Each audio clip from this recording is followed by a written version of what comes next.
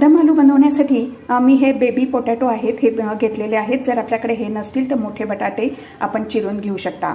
तर हे मी अर्धवट असे उकडून घेतलेले आहेत। आता हे सोलून घेऊया। बटाटे सोलल्यानंतर आपण ह्या फोर्कनी ह्याला टोचे मारून घ्यायचे आहेत सगळ्या बटाट्यांना।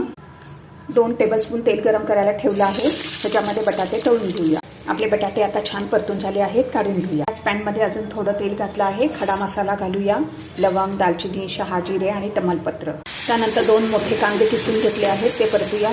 1 टेबलस्पून आलं लसूण पेस्ट घातलेली आहे ती पण परतूया। 2 टेबलस्पून दही घातलं आहे ते पण चांगलं परतून घेऊया। आता ह्याच्यामध्ये हळद, लाल मिरची पावडर, गरम मसाला आणि धने जिरे पावडर घालायची।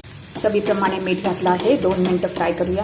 आता ह्याच्यामध्ये आपण अर्धा कप टोमॅटो प्युरी घातली आहे, 2-3 मिनिट परतून घेऊया, मिक्स करूया।